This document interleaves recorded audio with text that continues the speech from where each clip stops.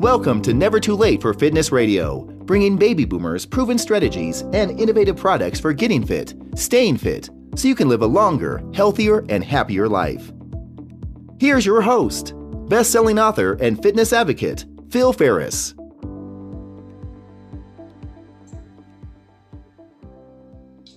This is Phil Ferris, and welcome to our show. Never Too Late for Fitness Radio provides answers and straight talk about fitness, nutrition, and healthy lifestyles for people over 50. During each show, we talk to real health and fitness experts, solving real problems with proven solutions you can apply in your day-to-day life. This episode is for people who want to build muscle, become stronger while avoiding injuries. Today, we'll learn about an exciting new approach to strength training and fitness that can make your body virtually bulletproof to injuries. My guest today is Dr. Thomas Mitchell, owner and clinic director of Chicago Institute for Health and Wellness, located in West Dundee, Illinois. Dr. Mitchell is a natural healthcare practitioner, certified chiropractic sports physician, chiropractic physician, a functional rehabilitative specialist, and is certified in applied kinesiology. Dr. Mitchell's practice includes functional medicine, clinical nutrition, as well as treatment of a variety of biomechanical, pain, and sports-related issues. Combining kinesiology skills with chiropractic expertise, Dr. Mitchell has a reputation of frequently being able to produce effective results where other practitioners have achieved only partial results. His watchwords, well-earned and thoroughly employed, have become results-driven healthcare. He is also a disciplined athlete and drug-free powerlifter who has broken the state and American records for powerlifting in his weight class. Thanks for joining us on the show today, Dr. Mitchell. Thanks, Phil. Thanks for having me here. I appreciate it. Now, you've created a very unique form of resistance training called Neuro-Stability training. Can you describe what it is and the types of people who benefit from it? Sure. The way I see it is that everyone from every generation can actually benefit from this type of training, from younger kids who have movement disorders to athletes who are looking to get better and create different movement patterns, to the geriatric population and reducing fall risk. So neurostabilization training is an idea or a training methodology which allows for the user or the person that's training to create what's called proprioceptive input, or almost kind of like a souped up balance. It's the way our brains hold our bodies in space against gravity, to utilize the muscles that stabilize the joints while they're prime movers. The muscles that are actually supposed to be doing the work can focus on doing the work. So the idea or the way I put it is that anything that you can do correctly on an unstable or a dynamically unstable surface, the more dynamically stable you become. So really that crosses all generations, and it crosses all genders, and it crosses all disciplines in terms of training. Okay. Now most people don't associate resistance training with a visit to the chiropractor. Why is resistance training so important to a person's health and wellness? And how is neurostability training different from some of the other more traditional methods of resistance training? That's a great question. Well, resistance training is absolutely critical in terms of building muscle and increasing metabolism, bone density. The resistance training is a natural and normal part of our existence, and everyone actually should be doing some type of resistance training, no matter whatever your exercise preference is. Resistance training should be involved. In terms of visit to the chiropractor, well, I'm a chiropractor, and I've been doing resistance training for now 30 years out of my 42 on this planet, and so it's just something that I've gotten good at, and I've been focused on for quite a long time. It's not so much that neurostabilization training or neurostability training is different than other training methods, other resistance training methods. It's because you can use the same exercises, you can use the same weights, you can use the same apparatus, what you're doing is you're just creating this dynamically unstable surface that allows your body to coordinate and control those muscles, those stabilizing muscles, and those main movers to allow you to get stronger, be less apt for injury, and in the long run, healthier, have a healthier body. Okay. Now maybe you can describe a little bit how you went about developing neurostability training and what motivated you to do so. Sure. It really came about as I was learning neuroanatomy and neurophysiology. And when I was in school, when I was in chiropractic school, our second semester is all head and neck. It's all, the brain and the spinal cord and how the nervous system works. And I actually, I was in a research study. I was 21 years old, or I was 22 years old, and I was in a research study where they were doing free MRIs. And that MRI, they would adjust you, and they'd do an MRI, and then they adjust you, and then do a post MRI.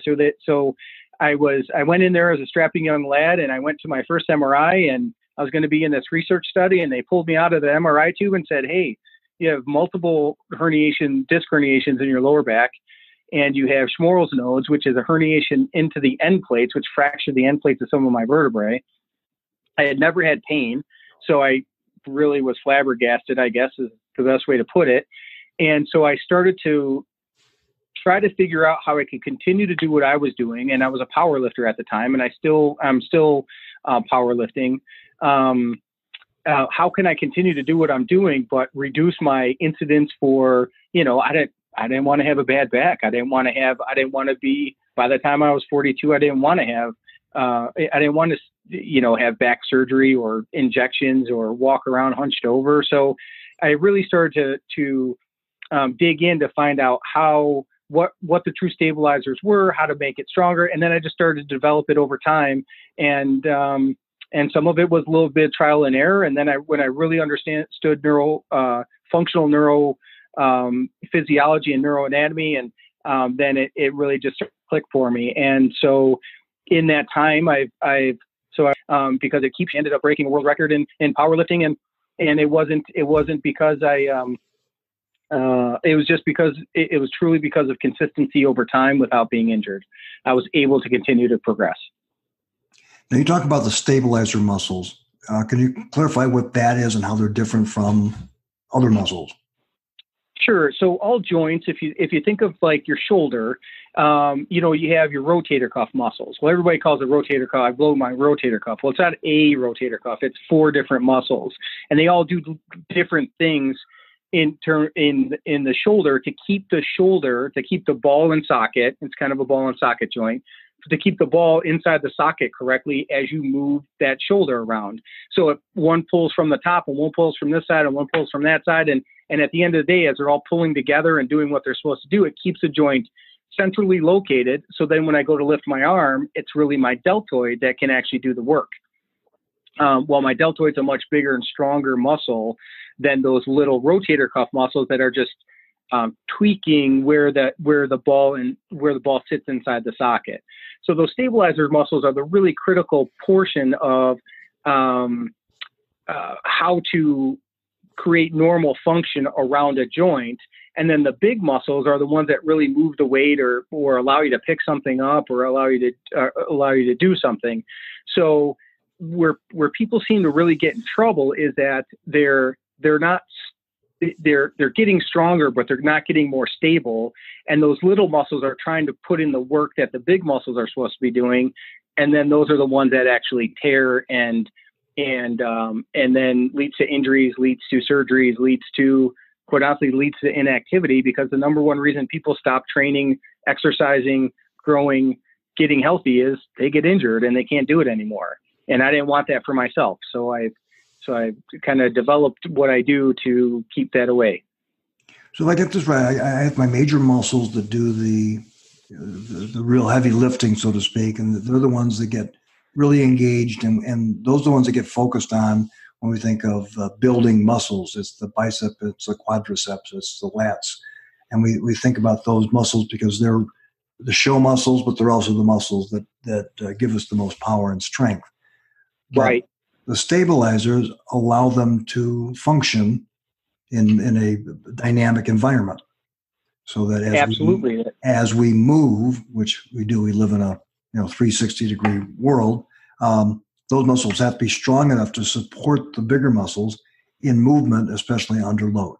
Is that a reasonable explanation? Yeah, that's a great explanation. Yeah, it's the ones that allow those muscles to pull in the direction they're supposed to pull, all muscles pull, right? But it allows those muscles to pull in the correct direction so that you can add actually a load to those prime movers, is what I call them, is those big muscles, the lats, the pecs, the quads, the glutes. Those are your prime movers. I think about it like this: if you can never be strong until you're stable. So if you're treading water in the middle of a pool and a shark attacks you, and you want to push that shark off of you, or something's attacking you and you want to push that thing off of you, how well does that work? You can be big and strong, you can have huge muscles, but you have no control, or there's no stability around you to allow you to get good leverage. So that's what happens in the gym. You're just not in a pool. Those little muscles aren't working great, and those big muscles are trying to move heavy weights, and those two things don't coexist very well. Okay. So how would someone know if neuro-stability training was right for them? That's a good question. In a strange way, by breathing, because we do live in a world of coronal planes and sagittal planes and all these fancy terms, but we live in a dynamically unstable world. Like our bodies contort and do things in different ways. If I have a couple of physical therapists in my office, and I talk to them, and they teach how to do core strengthening. And so you suck in your belly button and you bear down and you do this, but in reality, if there's a child falling off a ladder, you're not going to suck in your stomach before you go to grab that child so they don't get hurt. So you have to be able to involuntarily control your core and control those muscles without trying to think about it. So everyone's doing that. Everyone is having to pick up things off the ground and tie their shoes and keep from falling over and throw a football 50 yards, or throw a tap a balloon into the air for your granddaughter. Whatever it is, that's part of the world we live in. So when we talk about who could use this, it truly is. It's the little tiny children that are just trying to coordinate their bodies better, to the geriatric population that's really trying not to fall over, get hurt, and quite honestly, that leads to a lot of bad things in that age group. And it's everyone in the middle, because we live in space and our bodies live in space, and we have to coordinate our bodies in space against gravity. And that's what this helps train. So it's like, if you want to move better, this training would help you. Oh, tremendously. Mm-hmm. So maybe you can describe what a typical workout might look like. And because we're on, it's audio as opposed to video. And so when most people think they go to the gym to do strength training, they think of, I'm going to do a bench press, I'm going to do a lat pull down, I'm going to do squats, I'm going to do deadlifts. And so they can get a visualization of what those exercises look like with weights or machines. What might a workout look like? And what are some of the exercises might look like that would help them appreciate what is going on and what they would go through if they decided to participate in this kind of a program?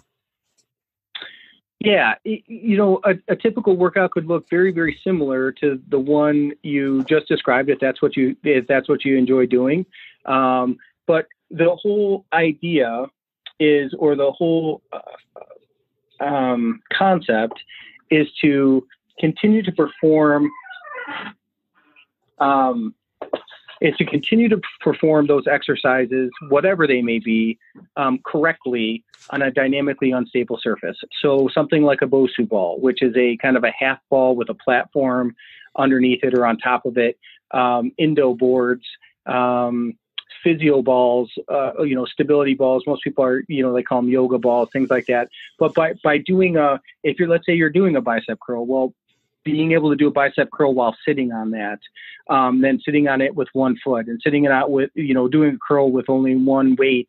So there's no counterbalance. So you really have to stabilize your body to be able to continue to perform that activity, or doing that curl, kneeling on that ball. So there's really no stable contact to the ground. Your feet aren't touching the ground at all.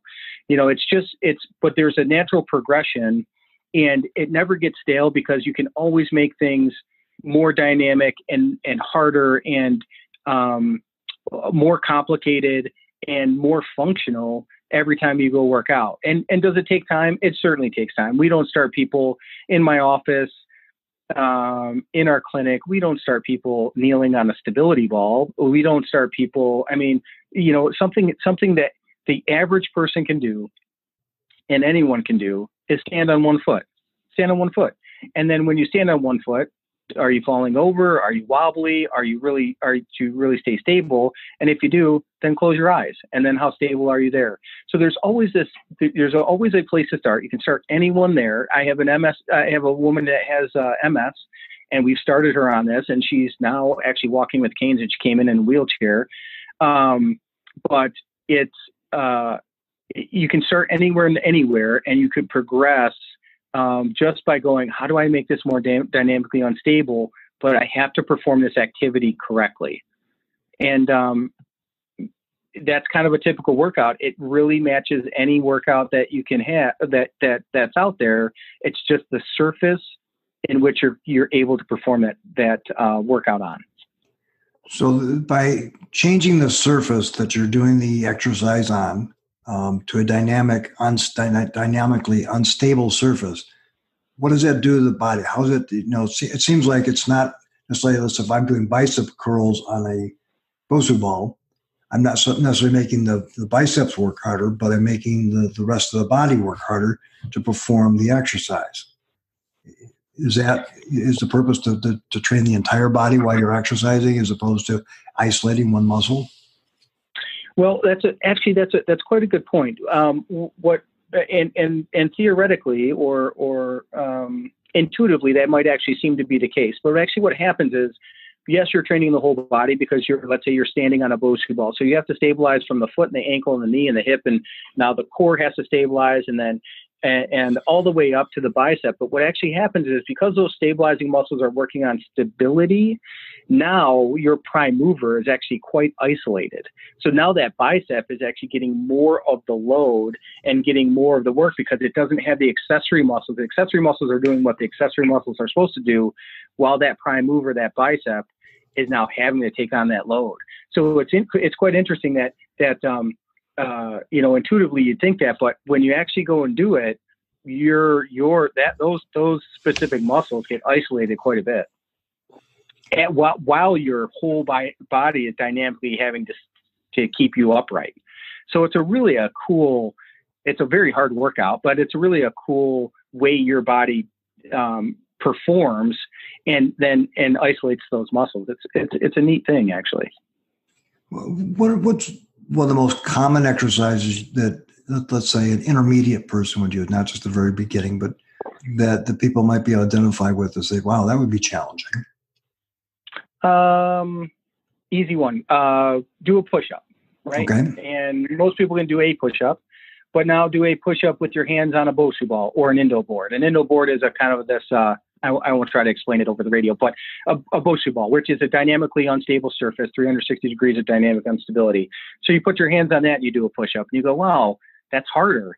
But then you go, okay, well then, but I can do this. So then you go to 1 foot on the ground as opposed to 2 feet on the ground. So you have one less contact to the ground. And then you go, well, I can now, after time, you can do that as well. And then you put your feet on a stability ball.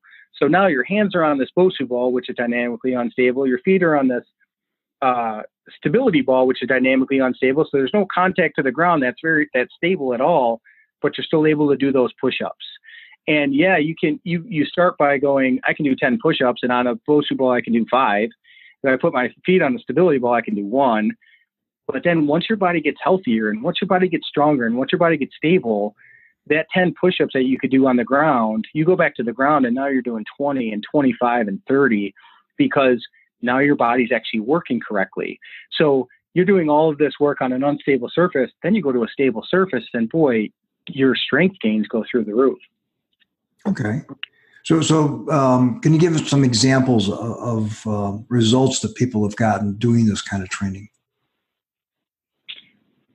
Everything from, if you're talking about an athlete, anything from adding 5 to 10 miles an hour on their fastball, arm strength, power in terms of baseball hitting a golf ball much straighter because it's really forcing you to stay in your lane or in your posture as you swing a golf club, to that young woman who has MS, who literally was in a wheelchair and 230 pounds, and we did some nutrition work with her and we did the stability training with her, and and she hadn't walked in years. I would say within 6 months, she's using arm canes and she's getting around, and she does not live by herself, but her husband works a full-time job where she is getting around her house completely on her own with no wheelchair.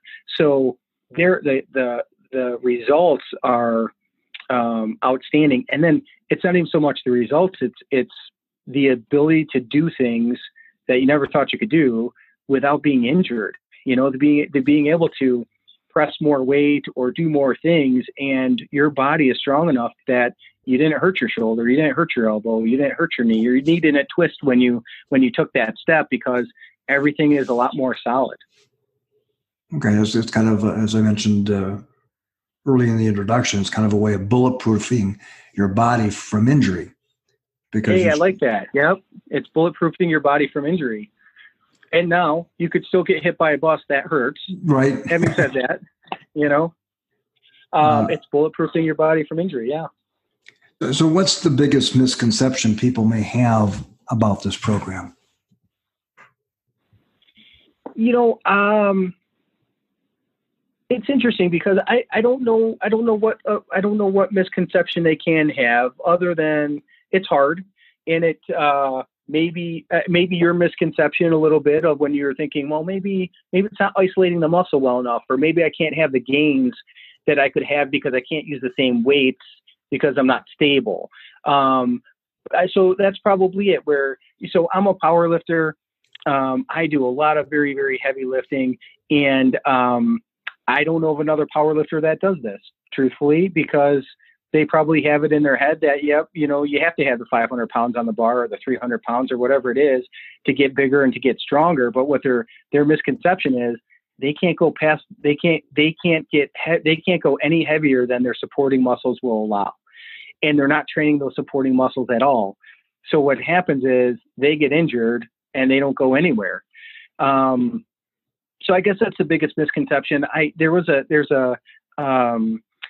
read an article by Poliquin. I don't know if you know Charles Poliquin, and most people do. He's an amazing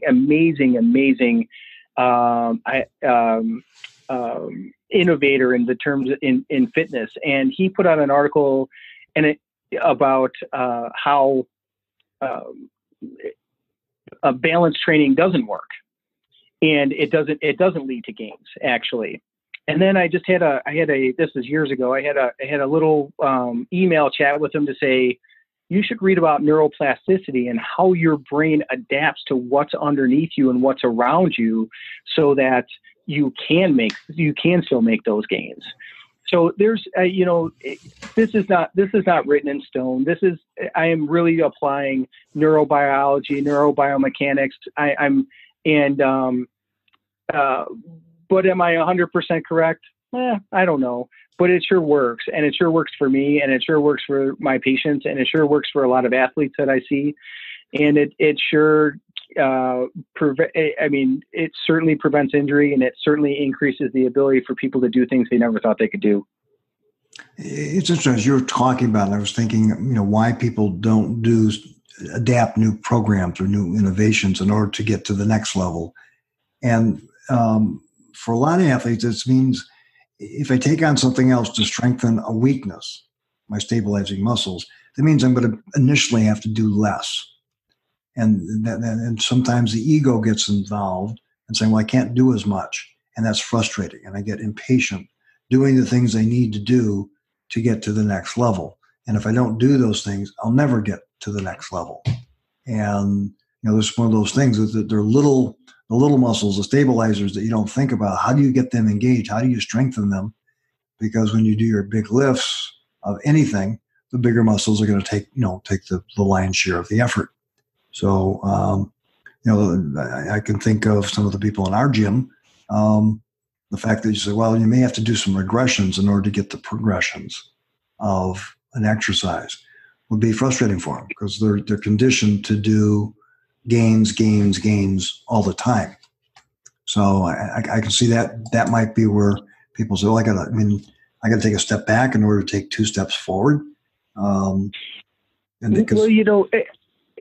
Sorry, I'm sorry, Phil, to cut you off. It was, and you do see that a lot. You definitely see it in the powerlifting world quite a bit. But any coach, if you're a golfer and you build all these bad habits so you can never shoot below 100, and you go to a golf pro, he's got to break you down before they start to even instill new habits. Sometimes you have to burn down half the house to rebuild it so that it's built correctly. That's kind of how it works. Any time you're trying to advance past what your status quo is, you at least in from a physical standpoint, you can have physical limitations that need to be corrected before you can go anywhere further. And when you try to push those limits past what your body's able to do, that's called an injury. And although it's good for my business, it's not good for my patients, and it's not good for myself, and it's not good for my kids. So there is an ego that gets involved. But I'll tell you, if you're doing 50 pounds and I knock you down to 25 pounds, but 2 months later you're doing 75 pounds, there's proof in that pudding, as they say. Right. So many of my listeners are 50 and over, and they haven't been doing resistance training in a while or ever. Should they consider including neuro-stability training in their fitness routine? And if so, how would you recommend they start incorporating it into what they do? Yeah, great. Great question. The answer is absolutely. They should start to incorporate it into their fitness routine. The next step to that is they would do that actually, as you know, in terms of being over 50, or I think the age is 55, but one of the number one concomitants to death is falling over from the age of 55 on. It's not all these big bad diseases we think of. These people, in the geriatric population, they fall and they hurt themselves, and that leads to the next thing and the next thing and the next thing. And before you know it, there's bad things that are occurring. And it just becomes this never ending spiral downward. So at the very least, it's to prevent fall and to reduce fall risk. But the next step to that is, how would they start that? Very simply, can you stand on one foot? Can you create some balance? Now, proprioception is kind of a souped up. Proprioception is the way our brain controls our body. It's perceivably how our body's in space against gravity and how our brain knows where we are and how to function. But balance is a good start to that. So you just really start with, you stand on one foot, can you balance? And if you can, close your eyes. Then what happens? And if you can do that and you can close your eyes, you can stay stable. Now grab something and pick it up, or grab something and lift it up, or grab something and swing a club, or, just some type of activity that you can do that causes you to kind of be unbalanced. And as you train and get better at it, things, you get better and you can achieve more than you could the day before, and you just keep working at it. Okay. And is there any, general guidelines you would suggest in terms of how they should progress and how fast they should progress? Good question. I have not created those guidelines because everyone's so different. There their control of their body is different. Were they an athlete? Were they never an athlete? Those are very two different bodies. Are they very deconditioned, or are they very conditioned, or are they kind of somewhere in the middle? What's their nutrition like? How well does their brain function? All of those things are really important, but you'll know when you start how quickly you can progress, because, can you stand on one foot without falling over? The answer is yes. Move to the next step. And then you take it to the line in which you're able to continue you're still able to do the activity and stay balanced, but it's really hard. And then the next day it's not so hard anymore. And then you get to use, instead of going from 2 feet, it's to 1 foot, and things like that. But so there isn't a guideline, because everybody is so uniquely different that I don't have I can't say this is exactly how you would do that. But as you start to do it, you'll start to know your body pretty well. Okay, so this would force you to become more aware of the mind-muscle connection as you do activities, which is an important part of training in any sport, whether you're training for an athletic event or just training for the game of life of running with your grandkids or gardening.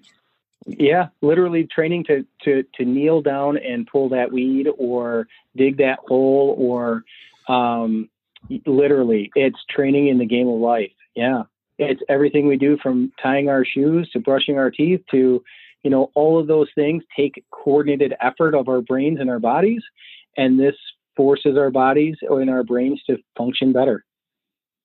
So what's the most frequent comment you hear from clients after they start doing neurostability training for a while? Yeah, that's a good question. The most frequent, I would say one of the most, first, it's hard.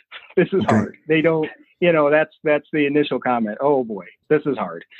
And then it's, I feel stronger. That is, across the board, I feel stronger. I feel better, and I feel stronger.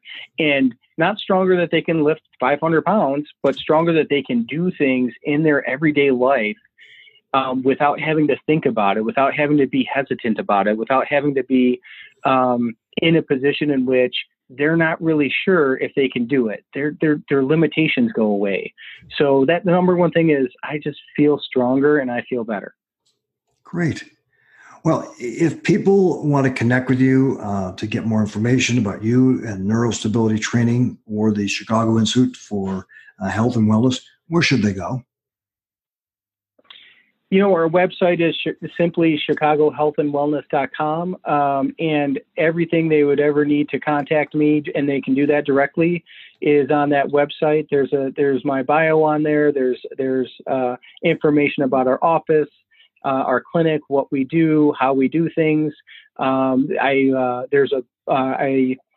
I wrote a book a few years ago called The Mitchell Principles, and this is one of the chapters in it, which kind of outlines how I think about how to be a healthy person. And that's free to download on our website, so they can always, download that book and read the book. And I'm always happy to talk to anyone that's willing to that wants to get better, that wants to get healthier, that wants to take away the limitations that we think age gives us, or people tell us our limitations. So again, the website is chicagohealthandwellness.com, and anything they'd ever need to have to get in touch with us is right there.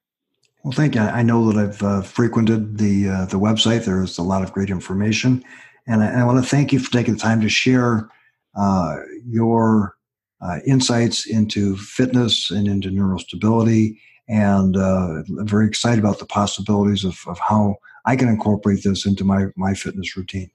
So thank you so much, Tom. Thanks, Phil. I really appreciate the time to talk. You've been listening to Never Too Late for Fitness Radio, hosted by Phil Ferris. To learn more about the guests or resources on our show today, or to listen to past episodes, go to nevertoolateforfitness.com.